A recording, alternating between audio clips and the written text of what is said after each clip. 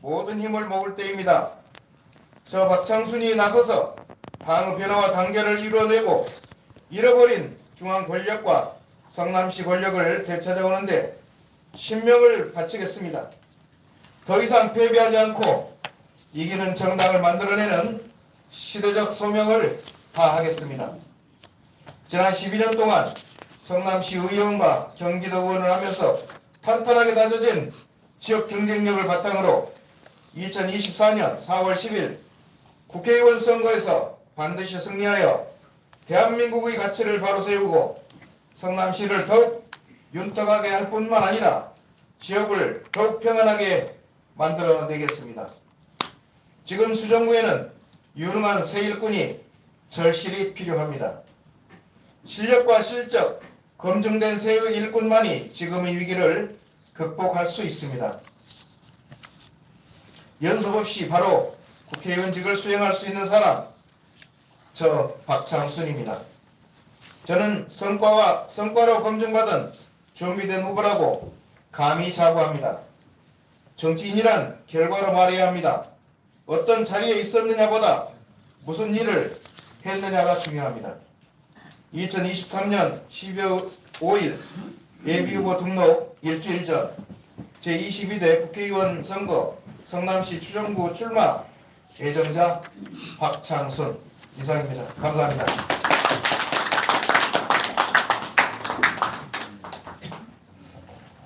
여기서 직접 제가 사회자를 거치지 않고 기자님들께 질의응답을 받도록 하겠습니다. 어떤 질문이라도 좋고요. 어떤 상황이라도 좋으니 질문해 주시면 감사하겠습니다. 참고로 말씀드리면 여기는 저 출마 기자회견장이고 그래서 정치적 구호라든지 뭐 연호라든지 그런 것은 좀 할 수 없으므로 이해를 좀 부탁드리고요. 마침 제가 봐서 저 밖에 선관위에서도 나와 계시는 것 같은데 좀 유념해 주시기 바랍니다. 어느 기자님 순서 정하지 않고 바로 받도록 하겠습니다. 네. 굿뉴스의 조기상 기자입니다. 네, 기자님. 두 가지만 질문하겠습니다. 첫째, 1차 관문인 당내 경선이 중요한데 박창순 후보만의 장점은 무엇입니까? 그 다음에 두 번째는 남한산성 밑에 태년성이라고 굳건한 사선에 김태년 후보가 버티고 있는데 수정구 민주당 당내 경선에서 이길 비책은 있는지요? 우선 지역 기반이 어떻게 되느냐 하고 다시 한 번만 죄송합니다. 남한산성에 첫 번째는 당내 경선이 중요한데 우리 박창순 후보만의 장점은 무엇이냐? 두 번째는 수정구 당내 경선에서 사선의 김태년 후보가 버티고 있는데 이길 비책이 있는지. 네. 제일 중요하고 그 과정 중에서 거의 대부분 80% 이상이 차지하는 비중 있는 그 질문을 해주셨습니다. 저만의 장점이라고 그러면은 지금 제가 이 기자회견문 안에도 있습니다만은 저는 지역의 골목 어느 한 곳 안 가본 적이 없을 정도로 지역민들하고 그동안에 수없이 많은 소통을 해왔고 거기에서 인정을 받았고 수정구가 17개 동입니다만은 거기에 제 발길이 안 닿는 곳이 없을 정도로 저는 뛰고 있었다고 자부를 합니다. 그래서 어느 날 갑자기 이렇게 뛰어든 후보도 아니고요. 또 지역민들하고 그렇게 수없이 많은 활동을 해왔으면서도 매주 월요일 10시면은 지역민들 1만 명 가까운 지역민들께 시의원 할 때부터 도의원 마칠 때까지 약 650여 회 매주 월요일 10시에 의정보고를 해오면서 지역민들하고 소통해왔다는 그 강한 장점이 있습니다. 그런 그 지역 기반을 바탕으로 저는 이 경선을 충분히 돌파할 수 있다고 생각하고요. 김태년 의원을 이길 수 있는 비책이다 이렇게 하는데 결론부터 말씀드리면은 여론이다, 지역 민심이다. 민심을 이기는 것은 예전에부터도 그래왔습니다만은 수백 년 있었던 왕조마저도 이렇게 무너뜨리는 게 민심이라고 저는 판단하고 있기 때문에 지역 민심은 박창순한테 있다. 이미 김태년 의원은 다선일뿐만 아니라 지역에 특별히 뭐 지금 이루어진 것이 없고 지역에서 활동도 잘 안 한다라고 하는 다소 아쉬운 그런 뭐 여론들이 많이 있습니다만은 그런 거 개의치 않고 지역 민심 하나 믿고 갈 수 있다. 그 다음에 결론은 그 민주당의 그 경선 방식은 권리 당원 절반, 그 다음에 지역 여론조사 결반 그렇습니다. 50대 50. 그래서 권리 당원으로 해도 그렇고 지역 여론으로 해도 충분히 이길 수 있다. 올라섰다. 이렇게 지금 판단하고 있습니다. 이상입니다. 또 다른 기자님. 예, 조 기자님. 네, 파업에 중앙 기자입니다. 현재 수정구 도의원들과 시의원들과의 출마 교감이 있었는지 이거에 대해서 궁금하고요. 또 하나는 또 국민 출마 예정자 장영아 후보를 보고 있습니다. 이분과의 대결에서 어떤 이길 수 있는 비책이 좀 있는지 거기에 대해서 답변해 주시기 바랍니다. 비책이 있으면 좀 알려주십시오. 본인만의 관점이요. 예. 예, 수정구의 시도의원들하고 교감은 없습니다. 없는 반면 수정구의 시민사회단체 활동과 그 다음에 유관단체 활동을 뭐 수십 년 동안 해왔던 지역위원회 주민자치위원장 출신들 포함해가지고 많은 그 수정지역에 명망이 있으신 분들이 저희하고 이렇게 같은 모임을 결성하면서 이제 새로운 수정구의 활력을 불어내야 되고 새로운 수정구의 일꾼이 필요하다.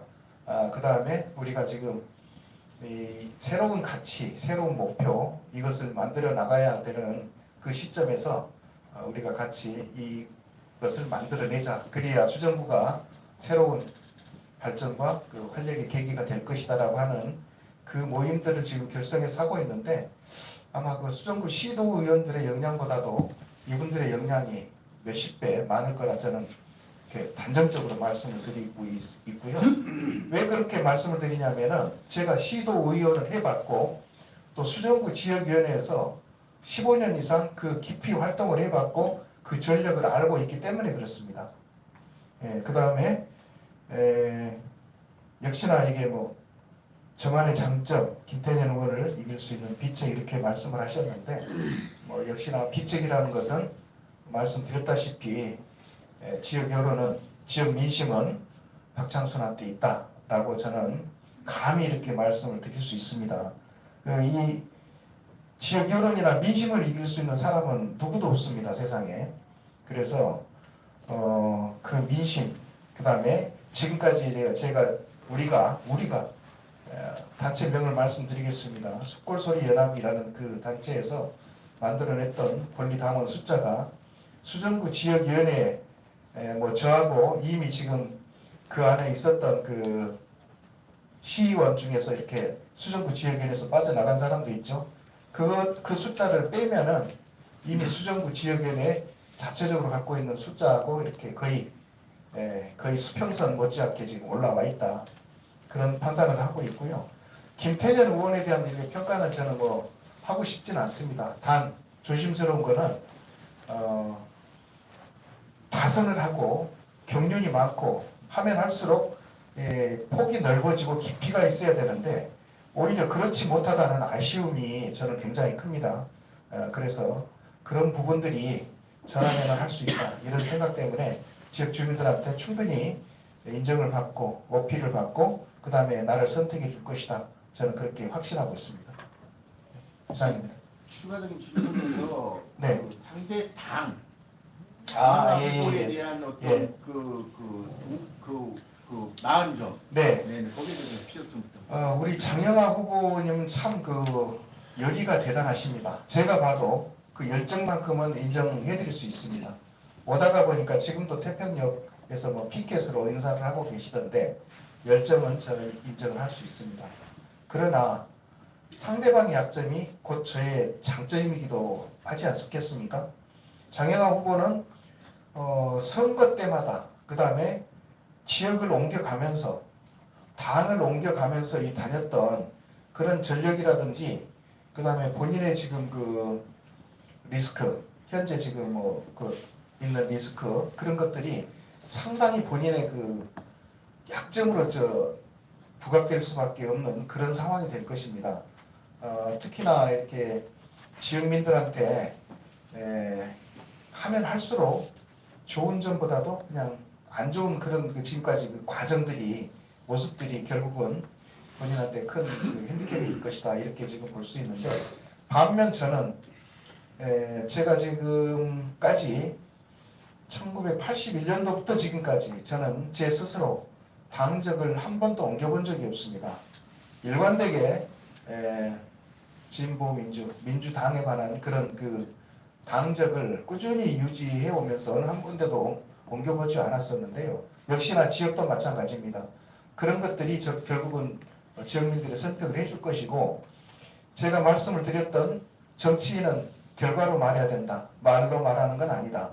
그래서 지금까지 제가 수정구에 제 출판 기념회도 며칠 전에 했습니다만은 거기에 나열한 것 못지않게도 더 많은 수많은 일들이 진행해 왔었던 일들이 결국은 수정구 주민들이 저를 선택할 수밖에 없을 것이다. 그것이 장영하 국민의 후보가 되신다면은 그분하고 직접 겨룬다면은 제가 이길 수 있는 비책이지 않을까 그렇게 생각을 하고 있습니다. 네, 충성. 성남대리의 충선입니다. 네. 어려운 결정을 하시는데 목표 지점에 이루기를 바라면서요. 제 기억으로는 이 현역 지역위원장이든 국민의힘의 당협위원장이든 민주당은 지역위원장이니까요. 그 밑에서 시의원이나 도의원을 했던 분이 흔히 하는 말로 현역을 들이받으면서 국회의원에 출마하겠다라고 하는 게 거의 처음인 것 같아요. 굉장히 신선해 보이는데 현역이 국회의원이 있음에도 불구하고 그 밑에서 시의원, 도의원을 오랫동안 했던 사람이 지금 현재 현역 의원보다 내가 더 낫다 그러면서 출마한 경우가 처음이라는 거예요. 제 기억으로는. 그러나 이제 박장순 우리 전 의원께서 출마하겠다고 해서 본인에게 민심이 있다 여러 가지 그거는 본인의 해석인데 결과론적으로 아까 말씀하신 대로 민주당은 권리당은 50%, 여론 50%로 본선 후보를 결정하잖아요. 네. 컷오프를 통과한다면 네. 전제하에.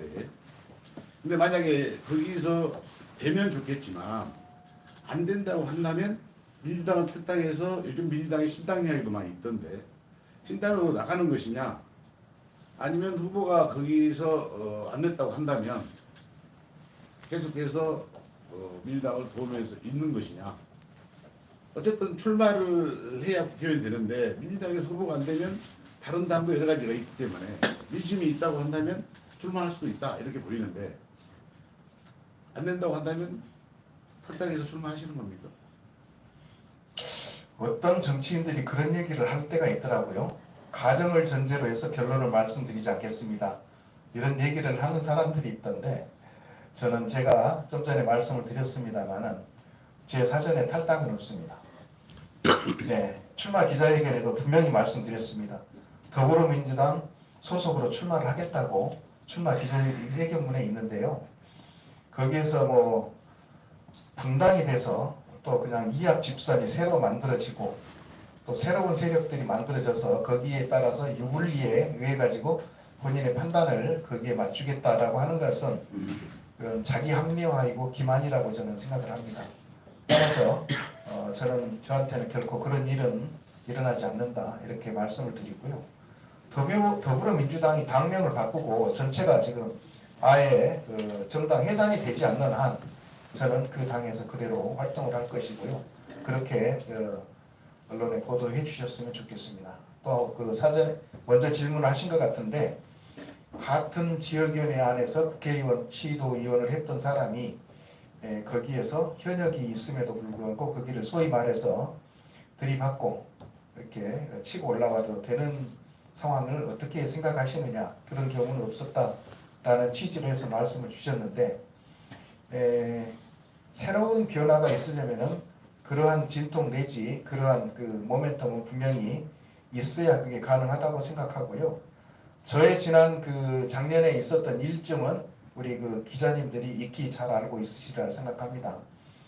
그거는 비상식적이고 상식으로 있을 수도 없는 일이었고, 그 다음에 주민들 역시 그런 일이 왜 일어나는 거냐, 이거는 정치 몰입애들이나 하는 짓이지 일반인들도 그렇게는 하지 않는다라고 하는 것이 그런 생각이었는데, 그런 거 역시 그 뭐 작은 뭐 동기가 됐다라고 해서 제가 부인은 하지 않겠습니다만은, 정치라는 것은 상식과 윤리, 원칙과 도덕 이런 것이 전제되어야 하는 것이고, 서로의 의리가 분명히 지켜져야 그런 것도 이렇게 통용되는 말이다. 저는 그렇게 생각을 합니다.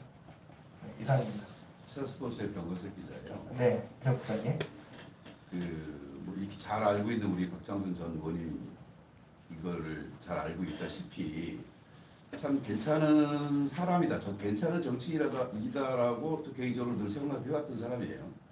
근데 지금 말씀하시는 걸 보면 모순이 좀 있는 것 같아서 하는 소리예요. 뭐 꿈과 야망이라고 하기까지는 아니지만 뭐 새로운 어떤 그런 패러다임을 가지고 만들어 보겠다라고 하는 그 부분, 말하지 않아도 이 자리에서 말할 건 아니지만 충분히 왜 나왔고 왜 나와야지만이 했느냐라고 하는 것은 뭐라도 여기 앉아있는 기자분들 대부분들이 좀 알 거라고 생각이 들어요. 근데 어차피 지금 현재 더불어민주당이 제가 볼 때는 누구의 구심점도 아니라고 생각을 하거든요. 예를 들어서 이낙연 전 대표가 따로 당을 만들어서 그것 또한 더불어민주당 아닙니까? 제가 볼 때는 구심점의 하나 꼭지가 꼭 어디냐라고 하는 것은 아니라고 생각이 들어요. 그래서 그 부분을 한번 충분히 고려해 볼 필요가 있지 않느냐라는 말씀을 드리고 싶고, 제가 하나 그 질문을 드리면 아직 그 구체적으로 선거 방식이라든가 후보를 어떻게 하겠다는 결론이 나온 건 아무것도 없어요. 네. 국민의힘도 마찬가지입니다. 지금 단적으로도 장영하 그 아직 뭐 후보가 아니니까 장영하 그 변호사만 포커스를 갖고 이렇게 상대당을 생각하시는 것 같은데, 본인은 어떻게 생각하십니까? 국민의힘이 장영하 변호사밖에 없을 것이다라고 생각하십니까? 그거 역시 이제 그쪽 그 상황이고 또 그 내부에서 어떻게 돌아가는지는 모르겠습니다만은, 제 얘기는 네. 그렇게 그걸 물어보는 취지가 아니고, 혹시 다른 어떤 후보에 대한 누군가가 있을 것 같은 어떤 그런 게 깊은 생각을 가지고 거기까지도 준비를 하는, 거기까지도 생각을 하는 그런 것을 가져봤느냐 이런 얘기를. 물론 가져봤습니다. 뭐 지금 상대가 누가 될 것이냐, 예선의 상대가 누가 될 것이냐, 본선의 상대가 누가 될 것이냐, 그 정도를 왜 생각을 안 해봤겠습니까만은, 본선에 대한 상대는 뭐 그쪽에도 뭐 현재 당이 나눠지느냐 그대로 가느냐, 그 다음에 현재 뛰고 있는 지역위원장이 우선권을 가지면서 공천권을 받아낼 것이냐, 아니면 또 다른 뭐 사람이 와가지고 또 다른 사람이 출마해서 그 사람이 결정될 것이냐 라고 하는 것은 역시 뭐 저는 뭐 잘 모르겠습니다만은, 장영하 후보 거론하셨으니까 어쨌든 지금 가능성은 장영하 후보가 조금 더 있다고 그 생각을 하면서 우리가 그 가정을 하면서 해야 될 거 아닙니까? 그렇다면은 장영하 후보 현재 수정구의 그 지역 여론이라든지 지지도 이런 것을 놓고 봤을 때 역시나 어느 후보가 나와도 지금까지의 수정구의 전통적인 지금 그 지지율, 그 다음에 각 지역 각 투표소마다의 그 선거 최근 5년간의 흐름을 제가 잘 알고 있거든요. 그래서 위례동을 제외한 나머지 16개 동에 대한 표심이라든지 투표율, 득표수 이런 것 정도는 예측을 해보건데, 장영하 후보든 또 다른 누가 또 뭐 예를 들어서 신선한 사람이든 뭐 거물이 내려오든 저는 자신 있다, 이렇게 지금 말씀드립니다. 누구라도 좋다. 네. 네, 기자. 예, 저 성남경제신문 홍명희 기자입니다. 정치인이라 하면 그 공익 추구와 사익 추구의 어떤 동전의 양면성을 좀 가지고 있을 텐데요. 그 후보님께서는 그 공익 추구와 사익 추구에 있어서 여태까지 정치인으로서의 생활을 해 오시면서 대립됐을 때 그 사례를 들어서 본인의 그 도의원 생활이라든가 여러 가지 정치인으로서의 그 사례를 통해 가지고 어떻게 선택을 해 가지고 어떻게 어떤 그 뭐랄까 경중을 좀 맞춰왔는지 좀 한번 하나를 좀 먼저 여쭙고 싶고요. 지금 현재 후보님께서는 진보와 보수의 어떤 스펙트럼으로 봤을 때 나는 진보의 어떤 쪽에 어느 정도의 비중에 속하는 것이다. 그래서 예를 들어서 그래서 윤석열 탄핵이라든지 검찰 개혁이라든지 뭐 이런 측면에서 본인이 아니면 다른 측면도 될 수 있고 복지나 뭐 여러 가지 측면이 될 수가 있을 텐데요. 그런 측면에서 어떤 스펙트럼을 가지고 있다, 어느 위치에 있다, 그걸 좀 말씀해 주실 수 없겠습니까? 네, 먼저 질문은 공사 구분에 관한 문제를 말씀드리겠습니다. 사익추구와 공익의 공익추구가 대립할 때 네. 본인의 실질적으로 정치적인 정치인으로 활동을 하면서 이런 선택을 해왔다, 이런 쪽으로 내가 사익을 추구했다, 아니 이런 쪽으로 공익을 우선적으로 일을 했다. 예를 들어서 말씀드리면은 이게 답변이 되지 않을까 싶습니다. 제가 책에도 지금 제 저서에 올려놓은 내용인데요. 경기도 의회에서 지금 1년 중에 의원이 제일 중요한 때가 있습니다. 예산 심사하고 예산 편성할 때, 심사할 때 그때 상황이었는데 예산도 이렇게 상임위원회에서 심사를 하고 그거를 이제 개수 조정할 때가 있습니다. 개수 조정을 해서 예결위로 지금 가는 단계였었는데 마침 그날이 상임위원회 예산 전체 심사를 하고 자체 개수 조정을 하는 날이었는데 제가 그때 간사였었습니다. 민주당이 간사였고 상대당 간사하고 이렇게 개수 조정을 해야 되는데 아침에 출근하려다가 보니까 급히 119에서 전화가 오더라고요. 급한 전화가 어머니가 위급하셔서 지금 영암에 계시는데 목포 병원으로 지금 급히 119에 실려가신다. 그 전화를 받았을 때 제가 어떤 선택을 해야 되는가 고민 많이 했었습니다. 사실은. 그런데 개수좀 오늘이 1년 중에 제일 중요한 날인데 어머니가 그렇게 편찮으시다고 하더라도 내가 갈 수는 없다.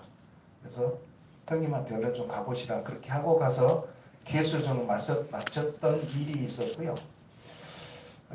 지금은 뭐 좀 꽤 오래된 일입니다만은 대장동 사건이 우리가 많이 기억하고 있지 않습니까?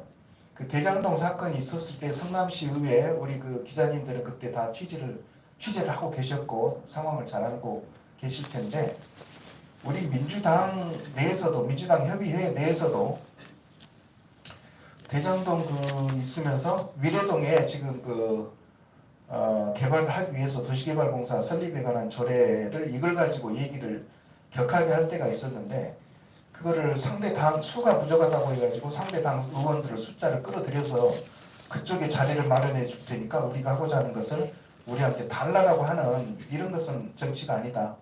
그러면서 저는 민주당 협의회에서 이런 정치를 하고 싶지 않다라고 하면서 협의회에 한 2달 넘게 안 나간 적이 있었습니다. 지금 돌이켜보면은 결국은 그때 그런 선택들을 했어야 되는데 그렇지 않았었던 그런 얘기. 그러니까 공과 사가 이렇게 중첩되고 서로 충돌될 때 그런 문제들을 어떻게 해결해야 될까라고 하는 것은 본인의 가치 문제이기도 할 뿐더러 선후 경중의 문제라고 봅니다. 저는.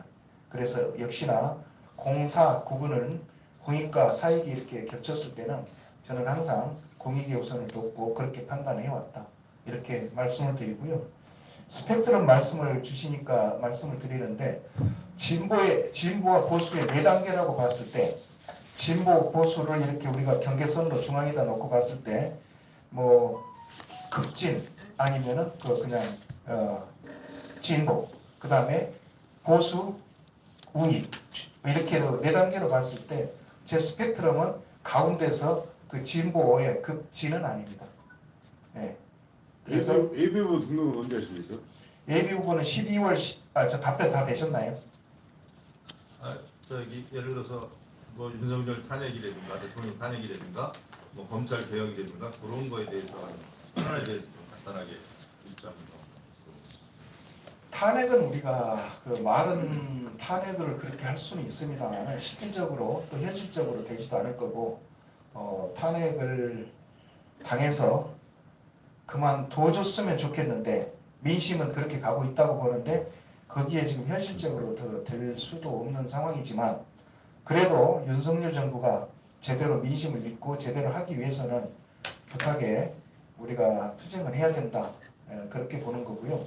검찰 아까 말씀을 주시던데 검찰 개혁을 전 정부에서 완성을 못하고 이렇게까지 결국은 끌려오다가 정부까지 내주고 이 지경이 된 거에 대해서는 당으로 한 사람으로서 또는 국민 한 사람으로서 통탄하고 있습니다. 그래서 제가 국회에 간다면은 역시나 검찰 개혁 포함해서 사법개혁 거기에 들어가는 여러 가지 이렇게 지금 엮여 있는 그런 문제들을 해결해 보고 싶은 깊은 생각이 있습니다. 우리 추 기자님 다시. 예비후보 등록 언제 하세요? 12월 12일부터 법적으로 등록할 수 있게 돼 있고요. 그렇게 준비하고 있습니다. 12월 12일로 준비하고 있고 지금 당에서 사전 지금 점검을 하고 있는 상황이고요.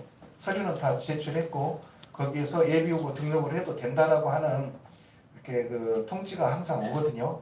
그 예비후보 등록을 12월 12일 전에 이렇게 통보를 받으면은 바로 등록할 준비를 하겠습니다. 경기신문의 김대성 기자인데요. 네, 김 기자님. 여기 성남 수정 지역의 지역 현안이 뭐가 있을까요?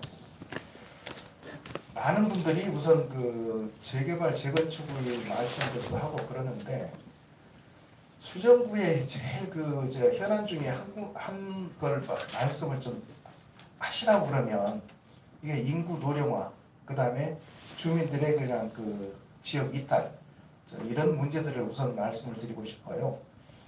수정구의 지금 노령화 비율이 거의 지금 40% 육박할 정도로 지금 통계는 제가 작년 초 이렇게 통계를 지금 본 것 같습니다만은 약 37%가 넘고 있는 이런 현실. 그러니까 우리 지난 현 의원이 이렇게 현 지역 김태년 의원이 살고 싶은 도시, 이사고 싶은 도시를 만들겠다 그렇게 해가지고 출마 기자회견을 20일 때 했었거든요. 그런데 그것이 결국은 이제 만들어진 결론은 뭐냐면은 미래동하고 포레스티아 내지 그런 이렇게 재건축 재개발에 의해 가지고 지금 오는 거 외에는 실질적으로 수정구로 이렇게 인구 유입을 할 수 있는 요인이 없다는 게 가장 큰 문제입니다. 이런 것들을 교육을 이렇게 얘기하기도 합니다만은 또는 이렇게 주거 환경 가지고 얘기할 수 있는 상황은 아닌 거고요. 그런 문제가 지금 굉장히 크고 그렇기 때문에 부수적으로 따라야 될 것들이 재건축 재개발인데 역시나 산성동도 이렇게 재건축이 좀 지지부진하고 있고 건축 자재라든지 인건비가 갑자기 많이 인상돼서 그렇다고는 하는데 산성동이라든지 고등동이라든지 판교 금토동이라든지 그런데 재건축 재개발 그 다음에 소규모 주택 신혼 청년 이런 것들이 많이 이루어져야 될 것 같고요. 판교에서 근무하는 젊은 사람들이 주로 지금 여기에서 성남에서 살지 못하고 집값이 비싸서 결국은 광주, 태전리, 오포, 수지 이런 데서 살면서 그리 출퇴근하고 있는 이런 현실 그런 것들이 굉장히 지금 커 보입니다. 여러 가지 문제가 있습니다만은 또 기자회견에 지금 시간상 제약 때문에 이거 한 가지만 우선 말씀드리겠습니다. 지역적인 문제이긴 한데 수정의 내용 보면 수정구의 지지율이 국민의힘에 역전되는 지경이다. 근거가 있나요? 지난 대선 결과죠. 대선에 지난 대선 대선 결과고 결과에 수정구에서는 국민의힘이 이겼나요?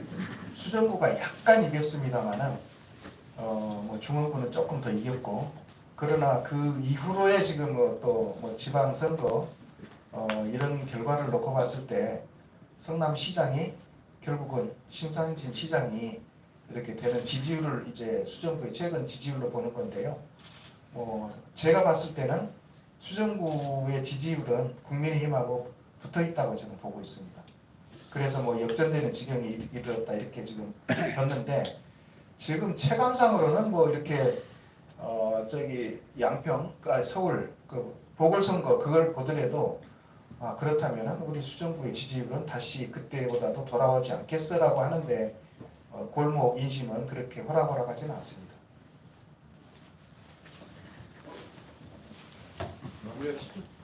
네, 또 질문하실 기자님 없으시면은 오늘 기자회견 이렇게 마치도록 하겠습니다.